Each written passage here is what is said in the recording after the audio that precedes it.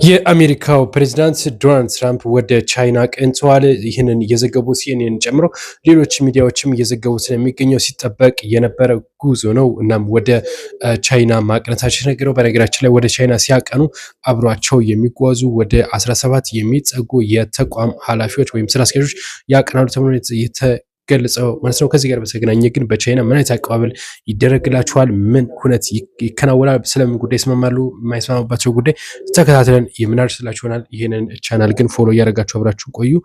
አይረን ዶም ወደ ተባበሩት አረብ ኤሚሬትስ ገብቷል። የእስራኤሉ አይረን ዶም ወይም ደግሞ ይሄ የአየር መከላከያ ማለት ነው ወደ ተባበሩት አረብ ኤሚሬትስ ገብቷል የተባለው ይህ የእስራኤል በቴክኖሎጂ ዓለም እጅግ ዘመናዊ እና ውጤታማ እንደሆነ የሚነገርለት አይረን ዶም ወደ ተባበሩት አረብ ኤሚሬትስ መላኳ ነው የተነገረው። በመካከለኛው ምስራቅ ያለው ጦርነት እንዳለ ያው እጅግ ውጥረቱ የከፋ ነው ይታወቃል። በተለይ በኢራን ከፍተኛ ጉዳት ያስተናገደችው የተባበሩት አረብ ኤሚሬትስን ጨምሮ የባህረ ሰላጤው ሀገራት ማለት ነው አሁን በዚህ በአይረን ዶም እንግዲህ ከእስራኤል ወደ ተባበሩት አረብ ኤሚሬትስ መግባቱ ምናልባትም ከኢራን የሚተኮሱ የተለያዩ ሚሳኤሎችን ይከላከላል ሰው የተነገረው። ይህ እርምጃ በሁለቱ ሀገራት መካከል ያለው ግንኙነት እጅግ ያጠናክረዋል ነው የተባለው። ምናልባትም ኢራን ብቻዋን ትቀላለች ማለት ነው። እነዚህ ባህረ ሰላጤው ሀገራት አንድ ግሩፕ ይፈጥራሉ ከእስራኤል ጋር በመሆን ይሄ ደግሞ እጅግ ከባድ ጉዳት እንድታስተናግድ ያደርጋታል ተብሎ እየተነገረ የሚገኘው አንዳንድ ተንታኞች በቀጠናው ያለው ወታደራዊ ሚዛን ይበልጥ እየሰፋ ይሄዳል ነው።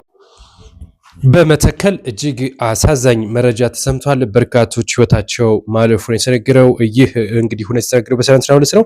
መነሻውን ከአሶሳ አድርጎ ወደ ማንኩሽ ከተማ ሲጓዝ በነበረ መኪና ላይ በደረሰ ጥቃት ነው። በርካታ መኪኖችም ተቃጥሏል የተባለው እንግዲህ ይህ ጥቃት ያደረሱት ግለሰቦች ማን እንደሆኑ ባይታወቅም ነገር ግን በታጣቂዎች ነው የተነገረው።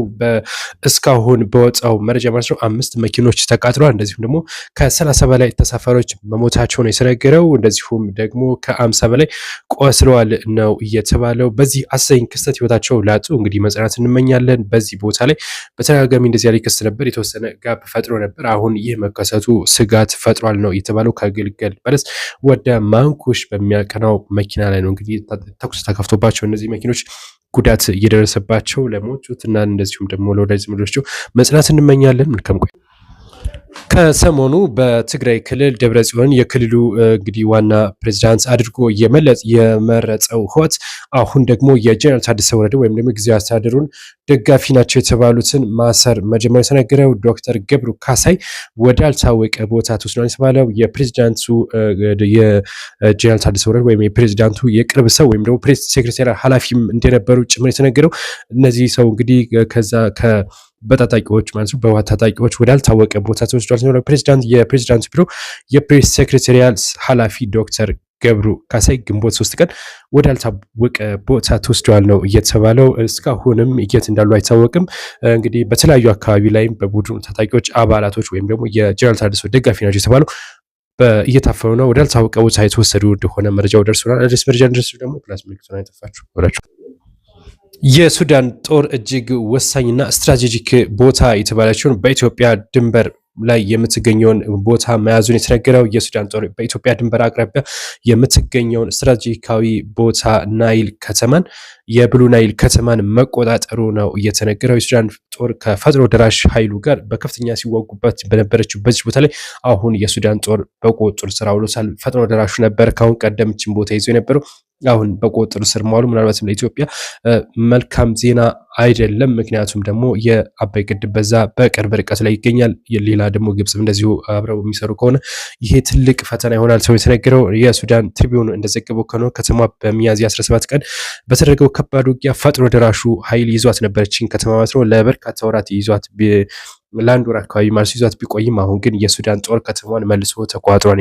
የትምህርት ሚኒስቴር አንድ መረጃ አውጥቷል። ለሁላችሁም ይጠቅማል ብዬ አስባለሁ። እና የትምህርት ሚኒስቴር ያወጣው መረጃ ዲግሪን በአንድ ማዕከል ብቻ እንዲታተም ነው እንግዲህ እያለ የሚገኘው በአንድ ቦታ እንዲታተም ብቻ ማለት ነው። ከዚህ ጋር በተገናኘ ብዙዎች ቅሬታ ይፈጥራል ተብሎ የተነገረው። ምክንያቱም በሁሉም ያሉ የትምህርት ተቋማት አንድ ቦታ እንዲታተም ብቻ መሆኑ የስም ስህተት የተለያዩ ችግሮች ይፈጥራል።